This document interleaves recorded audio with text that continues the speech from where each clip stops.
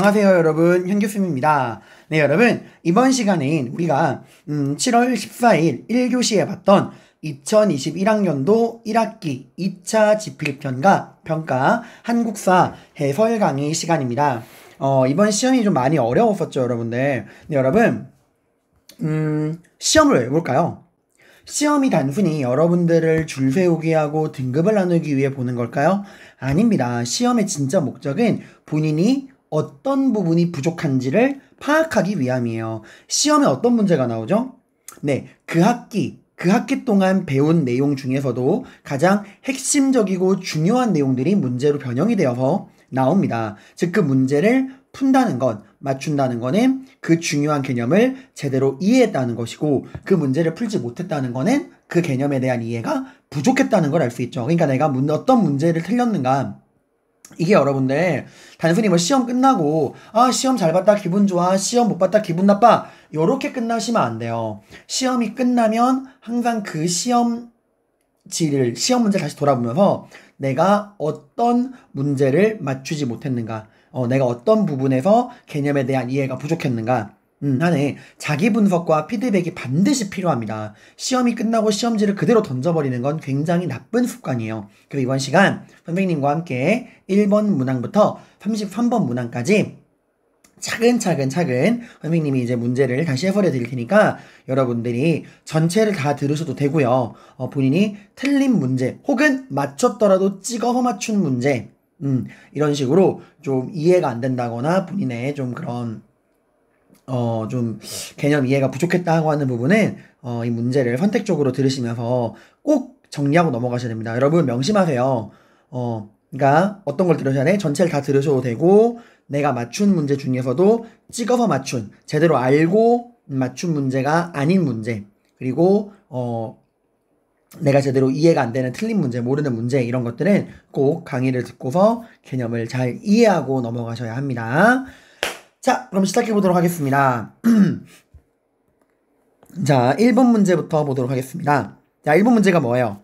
네, 다음 주장을 채택한 국왕이 실시한 정책으로 옳은 거래요.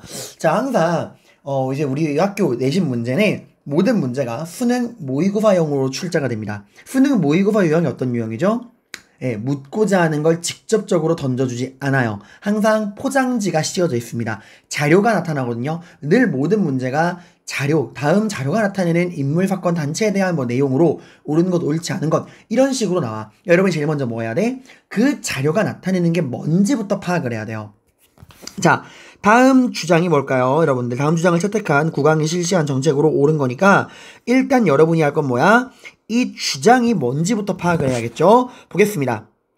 왕이 백성을 다스리는 건 집집마다 가서 매일 살피는 것이 아닙니다.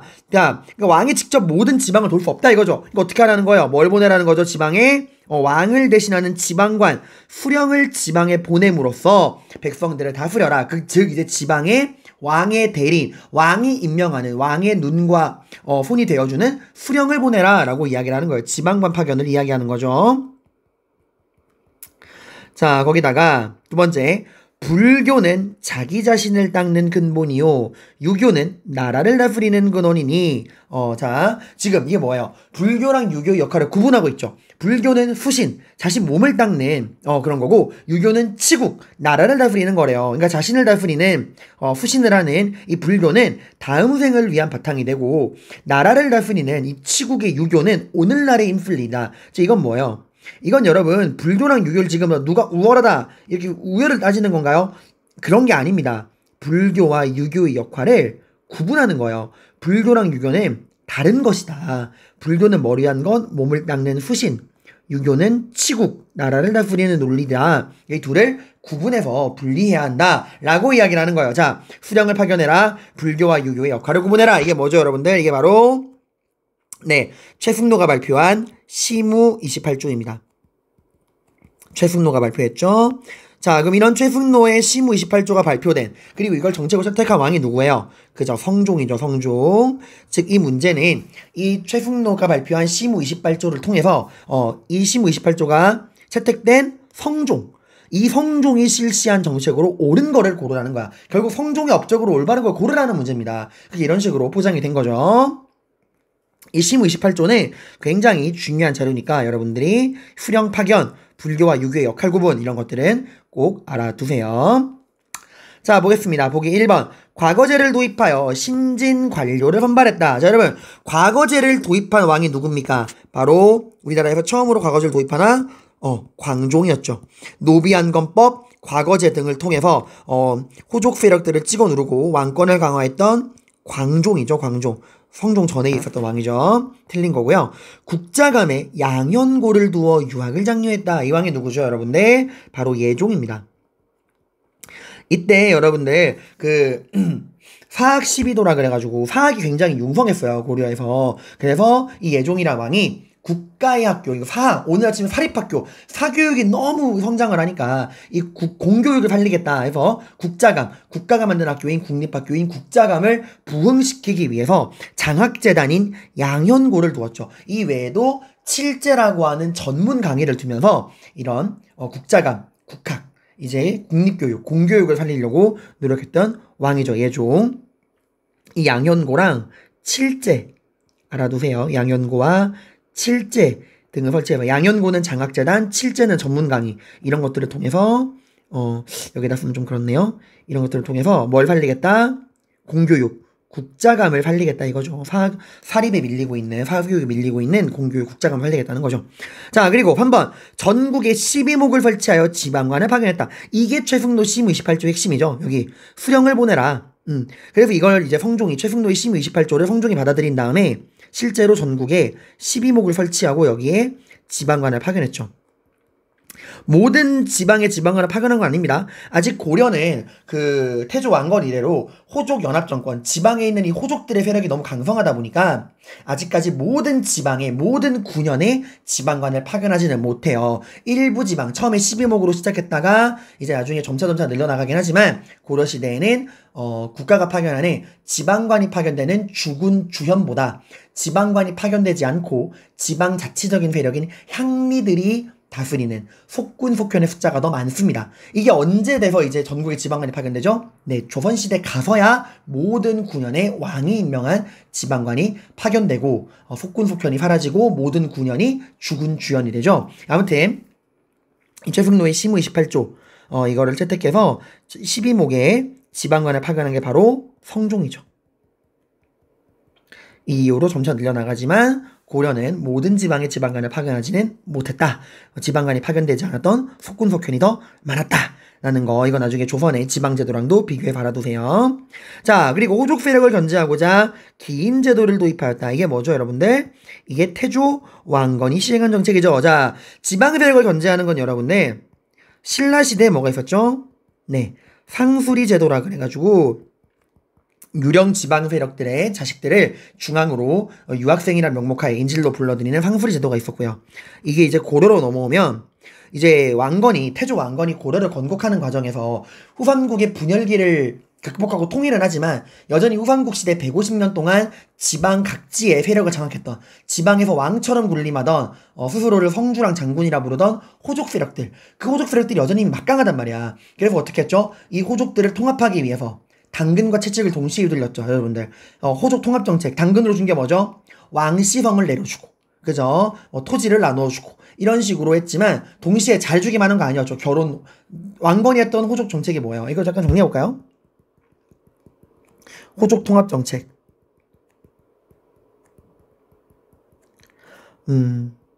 잘해준 게 뭡니까? 네, 지방 유력 호족들과 결혼을 하고요. 왕시성을 내려주고요. 그죠? 이런 것들이 있었고, 또 호족들을 마냥 잘 주기만 하면 안 되죠. 견제도 합니다. 그 호족의 견제책이 뭐죠? 그게 바로 사심관 제도랑 뭐였어요? 기인 제도예요. 사심관 제도가 뭐예요? 연대 책임. 그 지방 출신의 호족을 그 지방의 책임자로 임명하고 많은 권한을 주지만 동시에 그 지방에 문제가 일어나면은 그 호족에게, 사심관에게 책임을 묻는 거였죠. 그러니까 그 지방 출신의 호족을 사심관으로 임명해서 그 지방을 책임지고 컨트롤하게 하는 제도였죠. 기인 제도가 뭐예요? 이게 신라의 상수리 제도가 계승된 인질 제도죠. 지방 유력 호족들의 자식들을 수도인 개경으로 불러와서 유학이란 명목하에 인질로 삼는 거였죠. 자, 그리고 국가의 정책의 기본 방향으로 훈요식도를 제시했다. 이것도 태조 왕건이었죠. 자, 아무튼 여러분 그 정답은 뭡니까? 성종의 정책은 바로 3번. 전국 12목을 설치하고 지방간을 파견했다. 이게 정답이죠. 자, 이번 문제. 밑줄 친 왕이 실시한 정책으로 옳은 것만을 보기에서 있는 대로 고른 거래요. 자, 그럼 이 자료를 보고 밑줄 친 왕이 누군지 알아야겠죠. 보겠습니다. 왕이 재상들과 뜻이 맞지 않으므로, 자, 누가 나와요? 핵심적인 키워드 신돈. 신돈 나오면 누가 떠올라야 돼요? 공민왕이 떠올라야 되죠. 공민왕이 이제 반원자주와 왕권 강화 정책을 시행하는 과정에서 승려였던 신돈을 등용해서 개혁 정책에 이제 활용을 하죠. 자, 그리고 신돈이 왕에게 건의하여 뭘 만든다? 중요한 키워드. 전민변정도감. 이게 뭐죠, 여러분들? 전 땅과 민 백성들을 변정 올바르게 돌린다는 거야. 자, 당시 여러분 공민왕에 있던 시대가 어떤 시대예요? 이제 원간섭기 시대였잖아요. 그죠? 그리고 이 나라 고려의 그 권력은 누가 쥐고 있죠? 친원파였던 권문회족이 쥐고 있죠. 이 권문회족들의 특징이 뭐야? 산과 강을 경계로 하는 어마어마한 대농장을 갖고 있다는 거예요. 산과 강을 경계로 할 정도로. 이 어마어마한 대농장은 세금을 내지 않아. 그리고 이 넓은 땅, 권문회족들이 자기들이 농사 지을까? 농사 안 지어요. 멀쩡한 평민들을 노비로 만들어서 자기 땅에 강제로 농사를 짓게 하는 그런 행위들을 했었죠. 그래서 전민변정도가 뭐야? 이렇게 억울하게 원래 양인이었는데 원래 평민이었는데 권문세족에 의해서 억울하게 노비가 된 사람들과 억울하게 빼앗긴 땅, 권문세족들이 불법으로 빼앗은 땅, 이런 것들을 철저하게 조사해서 권문세족이 불법으로 빼앗은 땅을 다시 국가의 소유로 환수하고, 그리고 억울하게 노비가 된 양인들을 원래 신분으로 돌려주는 그런 거였죠. 이렇게 해서 권문세족의 경제력, 군사력을 약화시키고 국가의 경제력과 왕권을 강화하는 그런 기구였죠, 여러분들. 이게 광종이 실시했던 노비안건법이랑 되게 비슷해요. 광종이 실시했던 노비안건법은 뭐야? 호족들이 갖고 있는 노비, 근데 그냥 노비가 아니라 이제 원래 양인이었다가 억울하게 노비가 된 사람들을 원래 신분인 양인으로 해방을 시켜줌으로써 호족들의 경제력과 군사력을 약화시키고 동시에 국가 입장에서는 세금을 내는 양인을 확보함으로써 국가의 경제력과 왕권이 강화되는 거였죠. 자, 아무튼 신돈과 전민변정도감을 통해 우리가 알 수 있는 건 이 왕이 누구예요? 바로 공민왕입니다. 즉 이번 문제는 공민왕의 정책으로 옳은 거를 고르라는 문제입니다. 자, 노비안건법. 이건 여러분 전민변정도감이랑 비슷하긴 하지만 누가 한 거예요? 그죠? 광종. 앞에 뵀던 광종. 노비안건법 과거제. 광종하면 여러분들 그 왕건 이래로 호족 연합정권의 한계를 가지고 있던 고려를 중앙집권 국가로 왕권을 강화시켰던 왕이었죠. 노비안건법으로 호족의 경제력 군사력 약화, 과거제를 통한 능력 있는 인재 등용. 노비안건법 과거제는 광종입니다. 쌍성총갑을 공격했다. 이게 공민왕의 업적이죠. 쌍성총갑을 통해서 원간섭기 때 빼앗겼던 천령 이북의 땅을 다시 고려로 가져갔죠. 정동행성 이문소를 폐지했다. 자, 정동행성 이문소가 뭐죠? 일단 정동행성이 뭐야?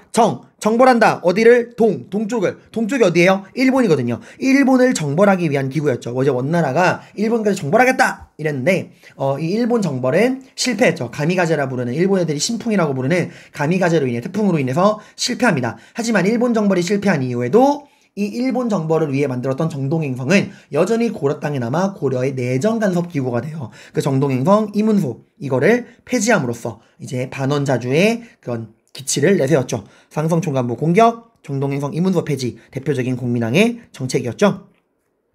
자, 청천강 유역까지 영토를 확장했다. 여러분 이건 누구죠? 이건 태조 왕건입니다. 여러분들 왕건이 이제 했던 정책들 그게 뭐야? 민생 안정. 후삼국 분열기 때 동안 힘들었던 민생을 안정시키기 위해서 취민 유도해서 세금을 10분의 1로 낮춰주고, 빈민 구제기구인 흑창을 만들고, 또 호족들을 고려의 테두리로 끌어들이기 위해서 호족 통합정책, 당근, 결혼정책, 왕씨 성화사, 토지 후역, 그리고 호족 견제책은 뭐였죠? 사신관, 개인제도. 그리고 태조 왕건은 우린 누굴 계승한 국가다? 신라가 아니라 고구려를 계승한 국가다. 그래서 나라 이름을 고려로 만들고, 그래서 옛 고구려의 수도였던 평양을 서경으로 중시했고, 그 고구려의 정신을 이어받아서 북진 정책을 시행했죠. 그래서 영토를 어떻게 했죠? 청천강으로 넓혔어. 이거 여러분들 제가 시간 관계상 다 써드리지 못하지만 제가 지금 말하는 거 잘 정리하셔야 됩니다. 자, 신라가 여러분들 삼국통일할 때 그 당나라랑 동맹을 맺고서 백제랑 그 고구려 무너뜨렸잖아요. 그리고 국경을 어떻게 나눴죠? 예, 기준이 뭐였어요? 대동강. 대동강과 원산만을 기준으로 땅을 나눴잖아. 그래서 신라의 삼국통일이 비판을 받는 거잖아요. 대동강 이북 땅, 옛 고구려 땅의 대부분을 중국에게 당나라에게 넘겼잖아, 얘들아. 근데 이제 신라가 무너지고 고려가 들어온 다음에 왕건은 이 고구려 계승을 내세우고 북진 정책을 추진하면서 영토를 어디까지 넓혀요? 여기 청천강 유역까지 영토를 넓힙니다. 옛 고구려의 수도인 평양을 두 번째 수도인 서경으로 중시하고요. 이 청천강 유역까지 영토를 확장했다는 건 태조 왕건이에요. 자, 말 나온 김에 쌍성 총관부는 어디입니까? 철령 이북 땅이라 그래서 요쪽이에요, 요쪽. 철령 이북 땅. 쌍성 총관부. 자, 아무튼 그래서 정답은 뭐예요? 니은디 끝 2번이죠. 니은디 끝 2번입니다. 옳은 것 2번. 자, 그럼 이제 한 번으로 넘어가 볼까요? 여기 정답 써줄까요? 아이고, 이거 아닌데. 2번. 자, 3번 문제입니다. 밑줄 친 기역 리을에 대한 설명으로 옳지 않은 것. 이건 여러분 고려의 통치제도를 묻는 문제였죠. 자, 고려의 중앙제도 정치를 정비할. 근데 여러분 들어가기 전에, 여러분 아직 지금 범위가 다 나가지 않아서, 그렇지만, 여러분, 고려의 중앙지방제도는요, 뭐랑 비교하시느냐? 조선. 이 고려와 조선은 여러분들 중앙제도와 지방제도를 비교하셔야 돼요. 그래서 아까 제가 고려의 지방제도 이야기할 때도 고려는 처음에는 지방관을 파견 못하다가 최승도의 시무 28조 이후에 성종 때부터 이제 지방관을 파견하기 시작했지만 고려는 여전히 지방 세력의 힘이 막강했기 때문에 모든 군현에 지방관을 파견하지 못했다. 그래서 지방관이 파견된 주군 주현보다 지방관이 파견되지 않은 속군 속현이 많았고 향소 부곡이라는 특수행정 구역이 있었다. 하지만 조선에서는 모든 군현에 지방관을 파견해서 속군 속현이 사라지고 특수행정 구역인 향소 부곡이 사라진다. 이런 식으로 여러분들 비교를 해야 돼요. 그러니까 중앙제도 지방제도 모두 고려와 조선을 비교해서 잘 나옵니다. 아무튼 이번에는 조선까지 범위를 안 나갔기 때문에 이 문제는 고려의 중앙제도만 묻는 문제였죠. 하지만 나중에 조선 배울 때 꼭 둘을 비교하셔야 돼요.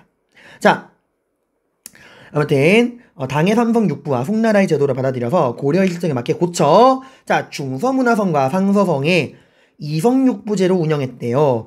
자, 일단 중서문화성 여기 보기 1번 중서문화성은 국정을 총괄하는 최고의 중앙관성이다. 맞는 얘기죠. 그죠? 이게 조선의 의정부랑 비슷한 기구입니다.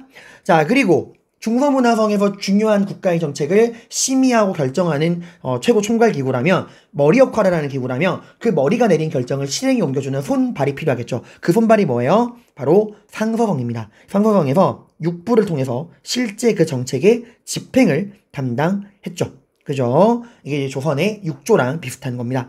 자, 그리고 여기 중서문화성과 더불어서 통치 조직의 핵심으로서 뭘 두었대요? 중추원을 두었대요. 여러분들 중추원. 자, 이 중추원이 뭐예요? 여기 나오는 왕명의 출납과 군사기밀을 간증한 기구였죠. 그죠? 조선으로 치면은 이제 왕실 비서기구인 승정원과 비슷한 기구입니다. 자, 그리고 기읒 중서문화성의 재신과 디귿 중추원의 추밀이 도병마사를 이루었다. 자, 여러분 이거 좀 설명해드리면은 고려가 좀 특이한 게 이게 되게 중앙 이제 귀족 지배 체제거든요. 중서문화성의 이제 재신과 낭사 그리고 왕명출납과 군사기밀을 담당하는 중추원의 추밀승선 이렇게 관리들을 구분을 하는데 이 중서문화성의 재신, 중추원의 추밀 얘들이 모여가지고 첫 글자를 따서 제추회의라는 걸 해요.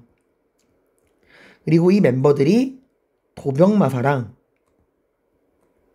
식목도감이라고 하는 기구의 구성원이 됩니다. 도병마사는 국방문제, 식목도감은 법률을 제정하는 기구예요. 여러분들. 그래서 굉장히 이런 고위관리, 중앙 귀족들을 중심으로 국가의 중요한 정책을 결정했다라는 거 고려의 귀족지배 체제를 보여주는 겁니다.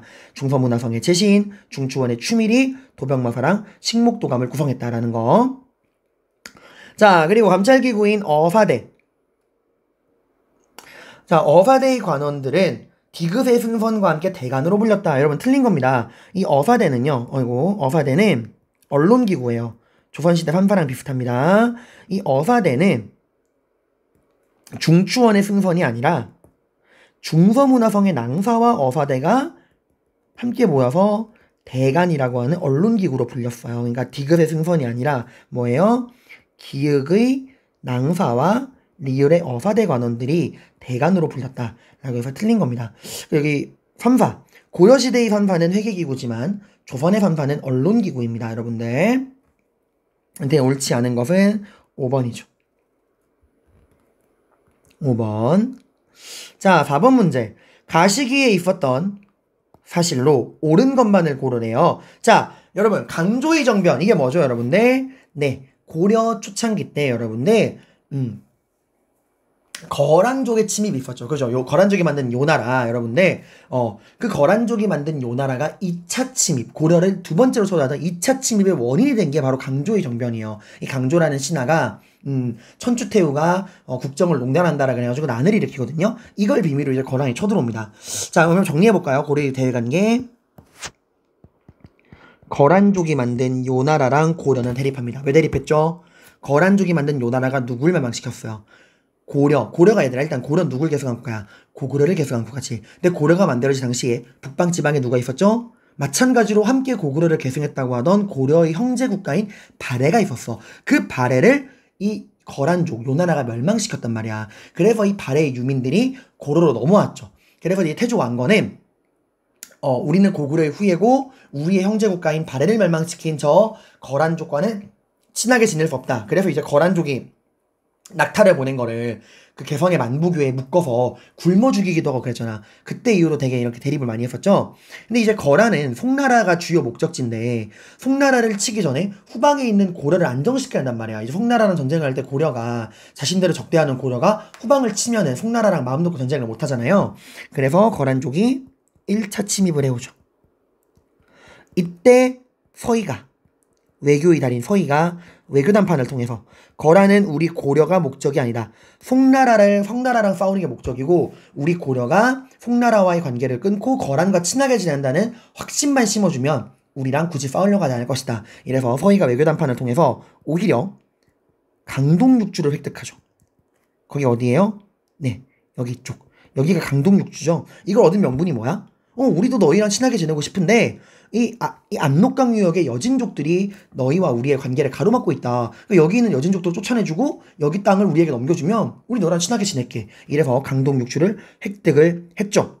하지만 송나라랑도 여전히 친하게 지내고 거란족이랑은 친하게 안 지내주죠. 그죠? 그래서 이제 거란이 이빨에 갈고 있다가 이 강조의 정변을 계기로 2차 침입을 해옵니다. 이때는 양규라고 하는 장군이 굉장히 선전을 해서 잘 싸워서 거란족을 물리치죠. 자, 그리고 그 이후에도 이 고려가 약속을 지키지 않고 계속 송나라랑 친하게 지내고 거란을 멀리하니까 3차에서 또 한 번 거란이 요 나라가 쳐들어옵니다. 이때는 강감찬 장군이 귀주에서, 이 귀주가 이 강동육주 중에 하나에 있는 거예요. 이 귀주에서 거란족을 소배합이 이끄는 10만 거란군을 괴멸시킵니다.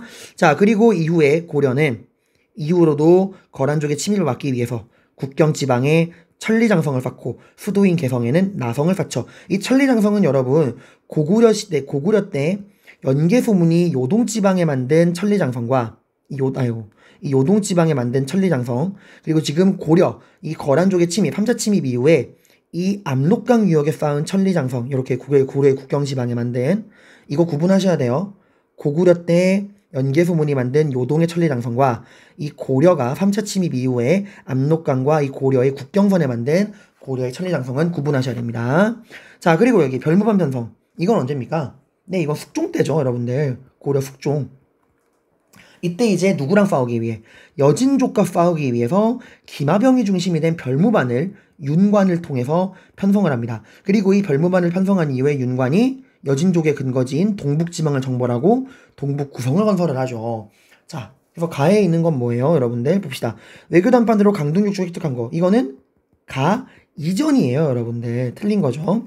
여진족을 정벌하고 동북구성을 설치한 거는 별무반 편성 이후잖아. 가 이후. 그리고 정답은 뭐예요? 그죠? 강감찬이 귀주에서 거란족을 물리친 귀주대첩. 그리고 귀주대첩 이후에 천리장성을 건설했던 거. 그죠? 이렇게 디귿 리을. 정답은 3번입니다. 그래서 고려의 대외관계를 묻는 문제였어요. 자, 5번. 밑줄 치인 그에 대한 옳은 설명만을 보기에서 있는 대로 고른 것은 자, 그럼 일단 우리가 이 자료를 통해서 그가 누군지 알아야겠죠? 조부 부친 장인까지 상잔군을 지닌 무방가문의 출신으로 알려진 그는 여기까지 누군지 모르겠네. 근데 뒤에 뭐가 나와? 결정적인 힌트. 이의민을 제거했대. 그지? 그리고 뭘 설치했대? 교정도감을 설치했대. 이거 누구예요?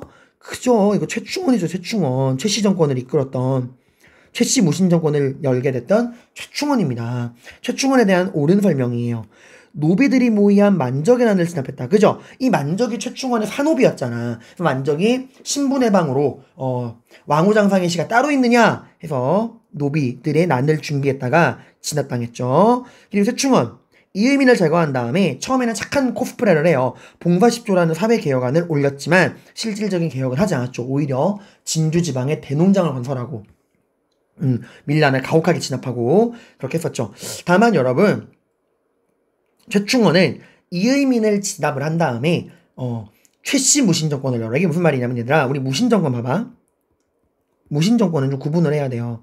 초창기 때는 여러분들 하극상의 시대입니다. 축구 죽이는 시대였어요. 정중부, 경대승, 이의민 권력자가 되게 많이 바뀌었단 말이야. 그죠? 이때는 뭘 중심으로 무신정권이 이루어졌죠? 무신들의 합의기구인 중방을 통해서 이 무신들이 권력을 이끌어갔어요. 근데 이러다 보니까 권력이 한 군데 집중돼 있지 않고 분산돼 있다 보니까 굉장히 불안정했어. 그래서 이의민을 제거한 다음에 최충원, 최씨 정권을 여는데 최충원은 어떻게 했죠? 권력을 공고히 하기 위해서 독자적인 통치기구인 교정도감을 만들고요. 그리고 다른 무신들의 반발로부터 본인의 안전을 지키기 위해서 사병기구인 본인의 안전을 보호하기 위한 사병군사기구인 도방을 만듭니다. 그죠? 그리고 그 아들이었던 최우는 인사권을 담당하는 정방을 만들고요. 그리고 문신들로부터 정책의 자문을 받기 위한 서방을 만들고요. 그리고 몽골과의 항쟁을 위해서 삼별초라고 하는 군사기구를 만들었죠. 이렇게 최충원은 본인의 권력을 안정화하기 위한 이런 기반시설을 잘 만들었기 때문에 초기에 혼란기를 극복하고 최씨 정권 4대 60년간 안정된 권력을 회수할 수 있게 된 거예요. 자, 아무튼 그래서 정방을 통한 관리의 인사권 이건 최충원이 아니라 누구라고요? 최우입니다. 이 최씨 정권에서도 최충원과 최우가 한 건 구분하셔야 돼요. 정방은 최충원이 아니라 최우죠. 도방을 개편해서 자신의 신변 보호를 강화한 건 최충원이죠. 그래서 정답은 뭐예요? 옳은 것만 있는 대로 고르는 거니까 만적의 난 진압, 봉사십조, 도방 개편, 기역, 니은, 리을 이렇게 4번이 정답입니다. 자, 그 다음에 6번 문제. 기역 주민에 대한 설명으로 옳은 거를 고르래요. 기역 주민이 누군지 볼게요. 자, 김윤우는 원래 어디 나오는 사람이야? 그지? 몽골 대몽항쟁 때 나왔던 사람이죠. 김윤우는 원래 승려였으나 적군이 침입하자 인근에 어디에서 처인부곡에서 이제 적장 살리타를 사살했다. 자, 여기서는 자료는 대몽항쟁 자료지만 여기서 묻고자 하는 건 고려의 지방 신분 사회제도입니다, 여러분들. 자, 여러분 고려에는 여러분 부곡 이게 뭐죠? 고려에는 특수행정구역인 향소 부곡이 있죠. 이건 특수행정구역이에요. 여기 누가 살아요? 네, 차별받는 양인들이 거주합니다. 차별받는 양인들이 거주해요. 주의할 점은 천민이 아니라는 겁니다. 여기 살고 있는 사람들은 양인이에요. 다만 어떤 차별을 받죠? 일단 이사 못 가. 거주 이전에 자유가 없죠. 다른 지역보다 세금이 많아요. 거기다가 직업이 고정돼 있어. 부곡은 농민, 소는 수공업 이렇게 직업이 고정돼 있죠. 그래서 이렇게 차별받는 향수부곡에 사는 사람들은 불만이 많겠죠. 같은 양인인데 왜 우리는 이사도 못 가고 세금도 많이 내고 직업에 자유도 없느냐. 그래서 이런 거에 반발해서 일어났던 게 망이망소의 난이었잖아, 얘들아. 차별받는 향수부곡에서 일어났던 아니죠, 공주 명학소에서 망이망소이가 난을 일으켰었죠. 아무튼 여기는 지금 그 향수 부곡민들, 차별받는 양인들 이 사람들에 대한 설명으로 고르라는 건데, 자, 아무튼 봅시다. 매매방속 증여의 대상 이건 뭐예요? 노비죠, 노비. 자, 그리고 매년 일정량의 신공을 주인에게 바쳤다. 이건 노비 중에서도 어떤 노비예요? 외거노비죠. 노비가 여러분 주인과 함께 사는 솔거노비가 있고요. 이런 노비들은 진짜 뭐 월급이고 뭐가 없어. 그냥 이제 그냥 말 그대로 일만 하는 건데, 주인과 떨어져 지내는 외거노비는 비록 신분은 노비지만 일정량의 신공, 돈만 주인에게 납부하면 어느 정도 행동에 자유가 있었습니다. 자, 그 직역에 대한 대가로 국가에게 토지를 받은 건 누구예요? 이건 정호라고 부르죠, 여러분들. 정호, 백정호라고 하잖아. 정호, 백정호. 다른 지역으로 이주는 금지되어 있다. 이게 향소부국민에 대한 설명이죠, 여러분들. 자, 그리고 사원에 예속돼서 자벽에 종사했다. 이거는 사노비들을 말합니다. 국가에 소속된 공노비, 사원과 개인에게 소속된 사노비. 이래서 아무튼 정답은 향소부국에 대한 주민에 대한 차별받는 양인에 대한 설명을 고르는 거니까 옳은 건 4번이에요. 자, 쉬운 문제죠. 7번 문제 봅시다. 가인물과 같은 정치 세력에 대한 옳은 설명만을 보기 위해서 고른 거래요. 자, 이 가인물이 누군지 우리가 포장지를 벗겨봐야겠죠. 주요 저설 포은집. 여러분 생물론으로 몰라요. 이거 보고서 이걸 가인물을 떠올리면 그건 진짜 역사 덕후입니다. 덕후 변태예요. 저도 몰랐어요, 여러분들. 자, 근데 조금 역사를 공부한 친구들은 포은에서 알 수 있죠. 포은이라는 사람, 이 포은이 그 사람의 유명한 호거든. 여기까지 몰라도 돼요. 여기까지 모르는 게 정상입니다. 자, 주요 생애. 고려 말에 문신겸 학자로 성리학에 발대요. 그리고 결정적인 키워드가 나오네요. 뭐죠? 단심가. 이 몸이 죽고 죽어 100번 고쳐 라고 하는 단심가. 그리고 이방원의 수하 조영구에게 피살당했다. 이게 누구죠? 정몽주죠, 여러분들. 정몽주. 자, 이 가인물 정몽주입니다. 이 사람은 어떤 정치 세력이에요? 크게 보면은 신진사대부에 속하는 사람이죠. 자, 근데 우리 신진사대부는 뭐랑 뭐로 나눠져요? 급진파와 온건파로 나뉘어집니다. 자, 급진파로 대표되는 게 정도전, 온건파가 정몽주였죠. 자, 좀 더 여기에 대한 설명은 보기를 보면서 해볼게요. 자, 잠깐 가인물, 정몽주와 같은 정치 세력에 대한 옳은 설명으로 옳은 것. 그러니까 이거는 신진사대부 혹은 좀 더 깊이 들어가면 온건파 신진사대부에 대한 옳은 설명만을 고르라는 거네요. 자, 기억. 권문회족과 불교계의 부패를 비판했다. 이거 신진사대부에 대한 설명 맞죠? 신진사대부라는 게 어떻게 나온 거야? 고려 말에 공민왕의 개혁정책을 통해서 중앙정치에 진출했죠. 원래 이 지방에 있던 향리 세력이었다가 공민왕의 개혁정책, 성균관, 성리학 이런 것들을 통해서 이 중앙의 권문회족의 부정부패를 비판하면서 새롭게 개혁 세력으로 떠오른 게 신진사대부입니다. 그죠? 권문회족과 불교계의 부패를 비판했다. 그리고 개혁의 방향을 놓고 세력이 두 나뉘었다. 뭐로 온건파와 급진파로. 온건파는 뭐예요? 고려라는 나라를 유지한 상태에서 개혁을 하자는 거고, 급진파는 아예 고려를 무너뜨리고 새로운 나라를 만들자는 거였죠. 둘로 나눠진 거 맞죠? 음서를 통해 중앙정계에 진출한 건 뭐예요? 이거는 권문회족에 대한 설명이죠, 여러분들. 친원파였던. 그리고 리얼, 원을 배경으로 등장해서 친원적 성향이 강했다. 이것도 권문회족이죠. 오히려 신진사대부는 권문회족에게 반대하면서 누구랑 친하게 지내자겠죠? 당시 중국에서 원나라와 대립하고 있던 명나라와 친하게 지내자는 게 신진사대부였죠. 즉 이번 문제는 신진사대부와 권문회족을 비교하라는 문제였어요, 여러분들. 고려말 조선초, 이 여말선초의 개혁기 때 고려에서 권문회족의 부정부패를 비판하고 새롭게 개혁 세력으로 떠올랐던 신진사대부, 그에 대한 설명으로 옳은 거를 고르라는 거였습니다. 정답은 기역, 니은 1번이죠. 그래서 이 신진사대부가 이성계로 대표되는 신흥무인 세력과 이제 손을 잡고 위화도 왜군을 통해서 정치 군사적인 실권을 장악을 하고 이제 우왕을 폐위하고 창왕을 올리고 나중에는 또 공양왕까지도 내세우는데, 이 위화도 왜군 이후에 이 개혁 방향을 놓고서 갈라지죠. 급진파랑 온건파로. 이 중에서 급진파 사대부랑 이성계가 손을 잡고서 과전법을 단행하고, 그리고 결국 고려를 무너뜨리고 조선을 건국을 하게 되죠. 정답은 1번입니다. 8번 문제. 다음 주장을 펼친 인물에 대한 설명으로 옳은 것. 자, 다음 주장이 뭐예요? 하루는 같이 공부하는 사람과 사람 10여인과 더불어 약속했다. 명예랑 이익을 버리고 산림에 은둔하여 모임을 맺자. 항상 선을 익혀 지혜를 고르는 데 힘쓰고 경전 노동에 힘쓰자. 이건 뭐예요? 진울이 발표했던 수선사 결사 정해 결사문이죠, 여러분들. 이거 즉 이 주장을 펼친 인물이 누구예요? 진울입니다. 자, 그래서 옳은 건데 여러분들이 신라부터 지금까지 우리 주요 승려들 잘 나오니까 정리 한번 해볼게요, 여러분들. 통일신라 시대 원효라는 승려. 원효 어떤 사람이었죠? 일심사상.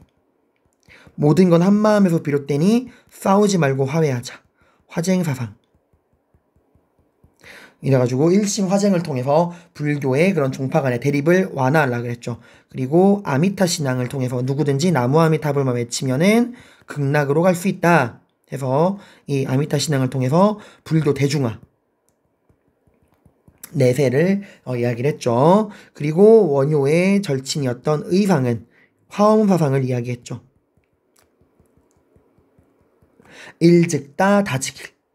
모든 거는 하나고 모든 것이 또 하나다. 일즉다 다지기를 통해서 화엄사상을 주장을 했죠. 그리고 의상 역시도 관음신앙을 통해서 관세음보살이 우리의 현세의 어려움을 해결해 줄 것이다. 그래서 나무아미타불 관세음보살이잖아요. 그죠? 둘 다 불교의 대중화를 추구했었죠.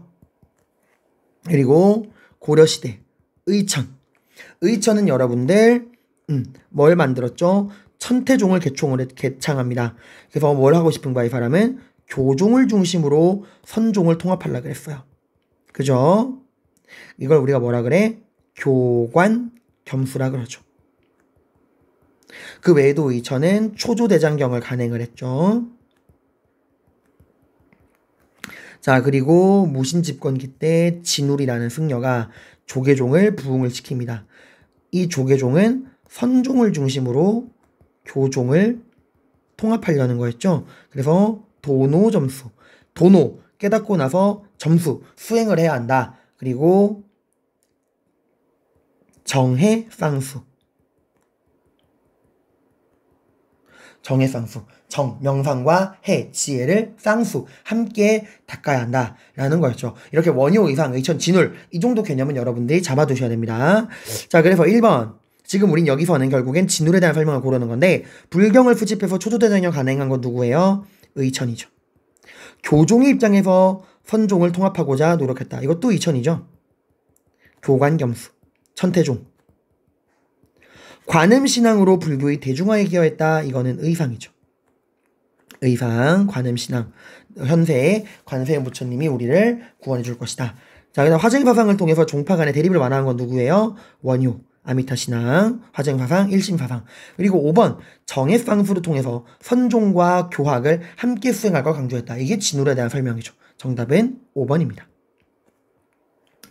자, 그리고 9번 밑줄 친 이것에 대한 옳은 설명만을 보기 위해서 고른 것.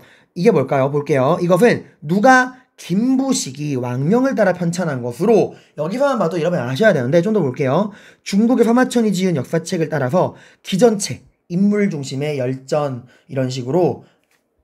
자, 여러분 기전체가 뭐예요? 중국에서 나온 거죠. 본기세가 열전 이래서 인물 중심으로 항목별로 역사책을 서술한 겁니다. 시간순으로 편찬한 게 아니라 인물별로 역사책을 편찬을 한 거예요. 본기세가 열전 이런 식으로. 근데 김부식은 이 기전체에 따라서 이 책을 만듭니다. 이것을 쓰면서 초자연적이고 신비적인 거는 서술하지 않는다라는 원칙에 따라서 최대한 객관적인 수술을 추구했다. 자, 이게 뭐죠, 여러분들? 우리나라에서 가장 오래된 역사책. 물론 그 전에 역사책이 있었지만 기록으로만 존재하고요. 현존하는 가장 오래된 역사책인 바로 삼국사기였죠. 삼국사기는 유교적인 합리주의 사관에 따라서 이런 초자연적이고 신비적인 거는 서술하지 않는다. 그래가지고 신화나 전설 이런 것들을 되게 거의 수록하지 않았죠. 그래서 여기는 단군에 대한 이야기가 기록되어 있지 않아. 그래서 나중에 뭐가 나와요? 이련이란 스님이 삼국사기에서 버려진 이야기들을 따로 수록해 놓은 삼국유사라는 책을 써서 거기서 이제 단군에 대한 이야기가 나오는 거죠. 자, 아무튼 삼국사기에 대한 옳은 설명. 고려 역사서에 묻는 문제였죠. 현존하는 가장 오래된 역사서. 그죠? 현재 존재하는 역사서 중에선 가장 오래된 겁니다. 그리고 리은 정통과 대의 명분. 이건 여러분들 고려 말에 성리학이 들어오고 나서 이런 성리학, 정통과 대의 명분을 중시하는 성리학 사관에 따라 쓰여진 책이에요. 이재연이라는 사람이 쓴 사략. 이게 바로 성리학적인 정통과 대의 명분에 따라 쓰여진 책입니다. 삼국사기랑은 관련이 없어요. 삼국사기는 문벌귀족 때 나온 거죠. 유교적인 합리주의 사관. 이것 때문에 이런 초자연적이고 신비적인 거 서술하지 않는다라는 게 바로 유교적인 합리주의 사관이야. 여러분 김부식이 삼국사기를 언제 썼는지 알아요? 묘청의 서경천도 운동을 진압하고 쓴 거예요. 서경파들이 주장하는 그런 풍수질이 이런 것 같아.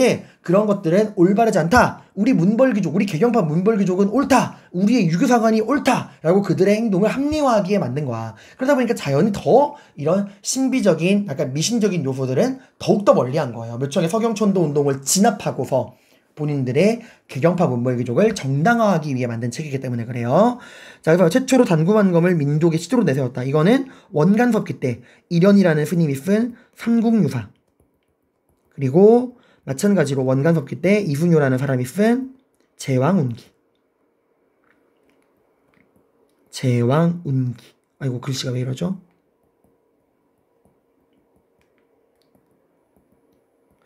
이게 이제 다 원간섭기 때 우리 민족의 자긍심을 끌어올리기 위해서 우리 민족의 시조로 단군을 등장을 시켰죠. 아무튼 삼국사기랑 관련된 건 기역 뒤끝 2번입니다. 그죠? 자, 그 다음에 10번 문제. 가나사이 시기에 있었던 사실로 옳은 거래요. 묘청 등이 말하기를 신들이 보건대 서경, 임원역의 지세는 대화세에 해당합니다. 이곳에 궁궐을 세우면은 천하를 아우를 것입니다. 그래서 왕이 서경에 행차했다. 이거 뭐예요? 그죠? 이거 묘청의 서경천도 운동이에요.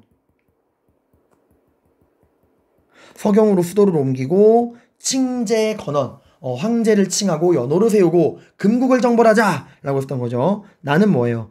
국가의 내란으로 도적들이 무리를 일어서 여기 중요한 키워드 나오죠. 명학소의 망이망소의 등이 난을 일으켰다. 망이망소의 난. 이거 아까 선생님이 말했던 향소부고 공주 명학소에서 차별받던 양인들이었던 망이망소이가 일으킨 난이었어요. 이거 언제요? 무신정권 때죠. 자, 여러분 이거 고려가 무신정변을 계기로 전기와 후기로 나뉩니다. 시대 구분 좀 해볼게요. 무신정변을 계기로 고려는 전기와 후기로 나눠요. 그리고 또 시대를 어떻게 구분합니까? 그 시대의 역사주도 세력, 그 역사주도 세력 지배층에 따라서 시대를 구분하죠. 초기 호족과 육두품이 다스리던 시기. 그리고 중기 중앙의 문벌귀족이 다스리던 시기.